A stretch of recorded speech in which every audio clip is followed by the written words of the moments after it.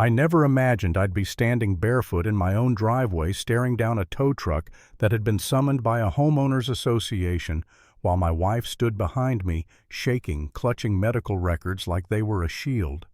I never imagined an HOA president would send her own 17-year-old son to monitor my property like some discount mall cop. And I definitely never imagined that a car, just a car, would become the excuse someone used to try to break my family. This all started because of a Lamborghini sitting quietly in our driveway, not revving, not blocking traffic, not breaking any laws, just sitting there catching sunlight in the morning the way my wife liked to watch from the kitchen window. I'm Cassian Vaylor. I live in Whisper Grove, a planned community with manicured lawns matching mailboxes and an HOA that likes to pretend it's the final authority on morality. I've always kept my head down here. I don't host loud parties. I don't argue at meetings. I don't post on the community Facebook page. I pay my dues and mind my business. My wife Leora and I moved here years ago because it was quiet. Because after everything she'd been through, quiet mattered. Leora survived cancer. That sentence still doesn't feel real when I say it out loud. Years of treatments, radiation, hospital rooms that smelled like disinfectant, and fear nights where I pretended to sleep while listening to her breathing just to make sure it didn't stop. When her oncologist finally said the words, "No evidence of disease," Leora didn't cry. She just stared at the wall for a long time like her body didn't know how to exist without being on guard. The Lamborghini was her idea.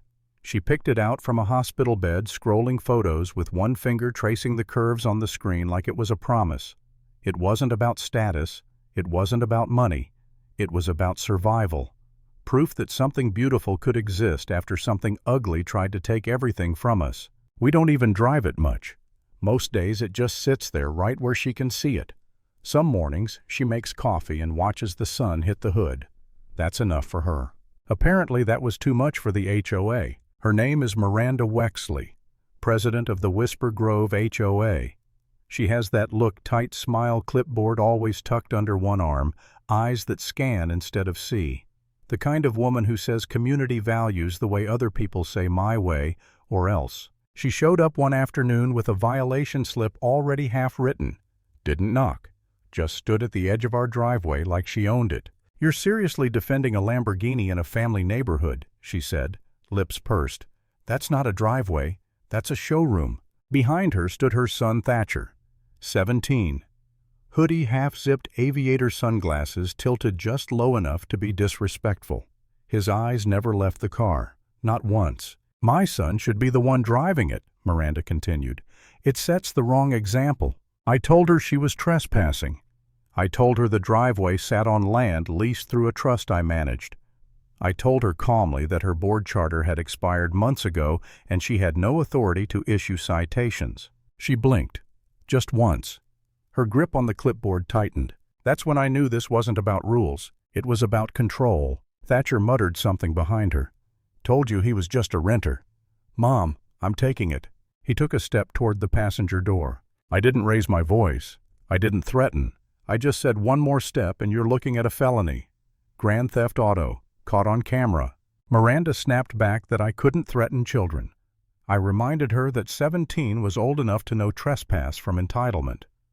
Leora was standing just inside the doorway, then barefoot arms wrapped around herself, watching silently. Miranda saw her. She knew exactly what she was doing.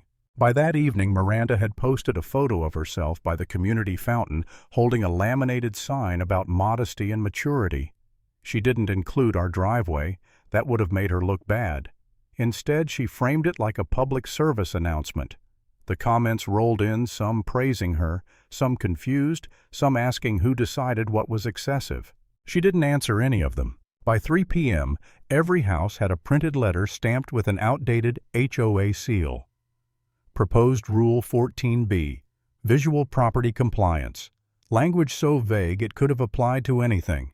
If an object caused emotional distress or competitive tension, the HOA could demand it be removed. Leora read the letter without saying a word. Her hands started trembling the way they used to before scans. That was the moment I felt something shift in me. Not anger, guilt. I wondered if I'd brought this on us, if standing my ground had made her a target again. That night I stood in the driveway staring at the car, feeling less proud of it than I ever had. Across the street a Range Rover sat untouched. Down the block a bright orange BMW. No violations. No letters. Just ours. The next morning I got the email. Community Patrol Pilot Program. I read it twice before the words really sank in. Select individuals authorized to monitor compliance. Teen liaison for our cul-de-sac, Thatcher Wexley. At 6:28 a.m., he showed up wearing a reflective vest, 3 sizes too big, a GoPro strapped to his chest, clipboard in hand. He walked right past every other car and stopped dead in front of ours. Leora saw him from the kitchen and froze. I opened the door and asked if he was recording for Instagram or if I'd get a copy. He smirked and said it was official business. Rule 14B, probable cause. For the first time since this started, I felt tired.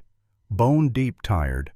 I wondered if it would be easier to just move the car, let them win, let her have her illusion of power if it meant peace. That night Leora admitted she was scared. Not of Thatcher, of the humiliation, of being watched, of feeling like she didn't deserve to exist in her own home. That was my breaking point. I started digging. The HOA portal, back-end logs, draft timestamps. There was no vote for Rule 14B, no meeting. Miranda had uploaded it herself. Worse, she'd copied it from a defunct HOA in another county that had been sued into oblivion. Same formatting, same spacing. She didn't even bother to hide it. Then I looked at the patrol program. Minors. No insurance, no municipal authorization. A liability nightmare. I sent everything to the HOA's insurance carrier. The reply came the next morning. Pending review, coverage will be conditionally suspended. That's when the tow truck showed up. No warning, no notice. Just the sound of hydraulics outside our window. Leora dropped her mug. It shattered on the floor. She didn't move. I stepped outside and told the driver to stop. He showed me a sheet with our address and Miranda's signature. No citation, no legal authority. Miranda stood across the street filming on her phone, smiling. Leora came out then holding a manila folder. Her medical records. She stood next to the car and said quietly, "This is mine." The driver hesitated.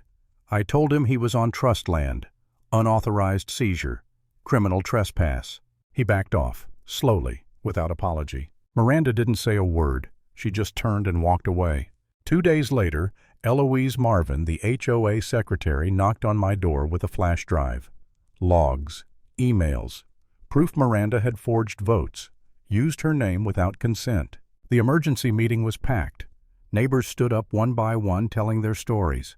Retaliation, threats, selective enforcement. Eloise called a vote of no confidence. Every hand went up. Miranda stood there for a moment frozen, then walked out. Thatcher followed. No smirk this time. Rule 14B was rescinded. The patrol program dissolved. All citations voided. The Lamborghini never moved. There was no applause, no celebration, just silence. The good kind. 3 days later, an envelope appeared on our doorstep. Inside was the revoked citation and a typed note. No apology, just surrender. That night, Leora stood by the car and smiled. A real one. The kind I hadn't seen in years. This wasn't about a vehicle. It was about someone deciding who deserved to exist without permission. And the lesson: power only works when no one challenges it.